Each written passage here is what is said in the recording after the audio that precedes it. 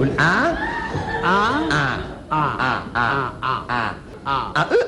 لهفة الموسم، انجي خوري صحت من النوم لقت بطنها نافخ من البيرة، لبست ادهم النابلسي قال شو انا حامل منه من 7 مجهولين، يعني بذمتك وبشرفك اذا كان موجود. طبعا ما لقيت غير ادهم النابلسي تتهميه في الموضوع. طبعا الفيديو اليوم مش موضوعنا انجي خوري، انجو الموضوع، انجو يعني انسوا الموضوع وهيك. يعني فهمتوا علي؟ افيه حلو بس انتوا نكدين على فكرة. احنا قلنا الافيه ده قبل كده بس بحب كروت. احنا بس بدنا نعطيكم لمحة عن حمام العمومي انجي خوري، وبعد هيك نشوف البضاعة اللي احنا محملينها علشانكم. اليوم راح يخف عقلكم اصدقائي، والبضاعة اللي محملينها بالفيديو لا ترد ولا تستبدل عشان تكونوا بالصورة. مشتاق لكم كثير يا عصابي. ثواني بس ارفع الغرة. اوكي انا عشان شعري بيسيح بسرعة لحاله. على العموم احنا راح نعودكم على الايام اللي ما نزلناش فيها فيديوهات بالايام اللي جاي ان شاء الله. ونظرا على الانقطاع انا بتمنى انكم تتفاعلوا مع الفيديو هذا، لانه مش راح يوصل للجميع بسبب انه صار لي فتره بنزل فيديوهات، فهمتكم معانا لايكات تعليقات كثير، زبطونا يا جماعه يبركن عليكم. وهسه يلا نبلش بالحلقه يا عصابه. يسعد لي صباحكم او مساكم على حسب انتم اي ساعه بتحضروا فيه.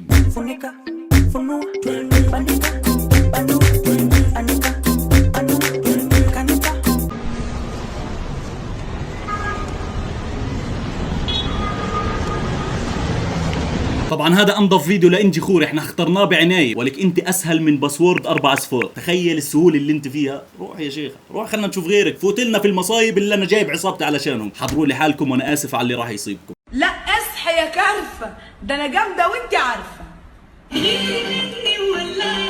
صعب جدا تلمعي. مين ضمة المرجوانة اللي طلعت فجأة؟ انت مرتبطة في جوار زريعة مش بني ادم زينا. عيد لي اللقطة، عيد لي الشتلة لما تطلع من اولها. لا اصحى يا كرفه، ده انا جامده وانت عارفه. صعب جدا تلمعي، استحالة تقابلي ستي، انتي اخرك تسمعي كل ستوريهاتك كده. لابقين لبعض، ليش الكذب يعني؟ انتوا احلى نودلز مش احلى كابلز. تنسيش تسقيه بلاش يدبل منك، دير بالك يعني حطيه في البلكونة. بعشق تفاصيلك، شو بدي احكي لك. بعشق تفاصيلك، شو بدي احكي. انتوا الاثنين لو تشلحوا ملط مش راح تلفتوا انتباه حدا، يعني ولا كأنكوا دبان في الشارع. هذا خايف على شعر صدرها لحدا يشوفه، وهي خايفة على العصافير اللي بقفص الصدري ليطيروا. كل الحق على اديداس اللي بيعك لي سويتشرات للامانه. بعشق تفاصيل. ريحتكم حلبة، تبا للتكنولوجيا ولتليفونات الهواوي يا اخي. بغير عليه لما تسلم على الناس، وليه يلمسوا ايديه ما يشوفوا كده وخلاص. ومهما تقولي عليا ده مجنون بيا، وفيها ايه. اوف شو حمش، الغيرة قتلت وقتل يا جماعة، يعني ماسك اعصابه بالعافية الزلمة. انا بس بدي اعرف من وين جايب ضبط النفس اللي عندك يا اخي. رجل انت ما فيش قرون على مقاسك، ما في. انت بتلبس 50 اكس لارج، وبصراحة السايز هذا مش عنا. بغير عليه لما تسلم على الناس. بدنا نروق شوي الله يرضى عليك. هو الزلمه اللي بدلك لها في رجلها حلف انه معتبرها زي اخته. روق يا حبيبي. انا خايف ليتهور ويقوم يطلع يدخن له سيجاره على زعل، يعني اذا عملها معاه حق. اللي مثل هيك ما بنحزرش على تصرفاته، مجنون. مضغوطة يا حقودي، أنا عندي حمودي. انتي مش معروف اصلك، انا معروفين جدودك.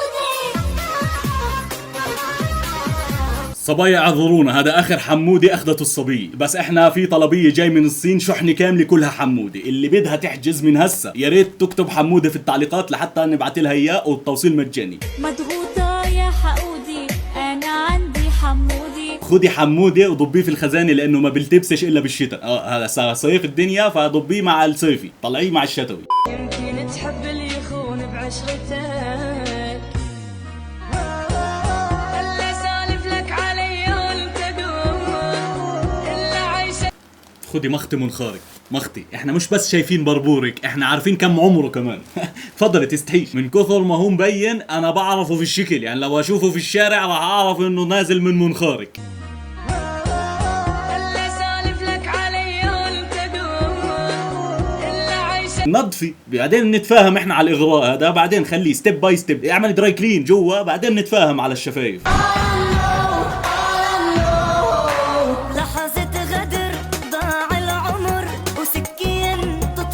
الو السلام عليكم. انت مبروك، الف مبروك، هارد لك. مالك يا بنتي لابس لون غامق بنهار ليش؟ مالك يا عمرو لابس قط ليه يا ابني؟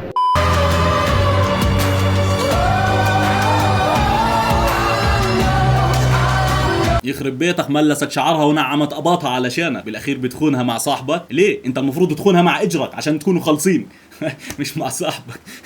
الفيديو هذا لازم ينعرض في جامعة الدول العربية، يعني الموضوع اكبر من خيانة، في صنف جديد نزل السوق غير جنس ادم وجنس حواء، فلازم نعمل دراسات وبتمنى بريطانيا تدخل في الموضوع. انا مش فاهم الفيديو نهائيا ولا فاهم اللي فيه.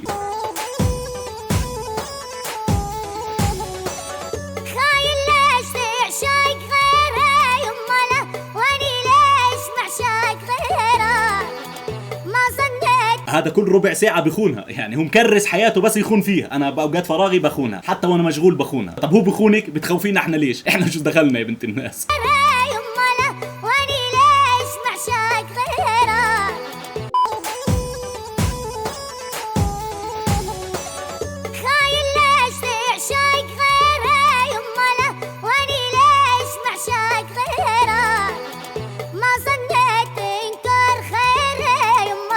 ينعن اللي طرقه بيخونها اكثر ما بيشرب مي. بعدين حسبي اوبر، شو دخل الزلمه يعني سايق واستفتاحيه اول راكب معاه انت، حسبيه وبعدين احرضي عنا تعالي.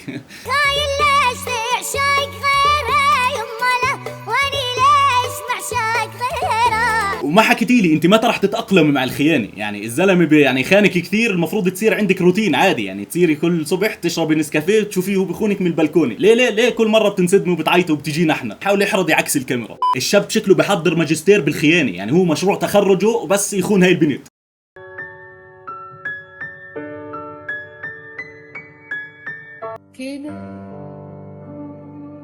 كده يا قلبي يا حتة مني يا كل حاجة حلوة فيا.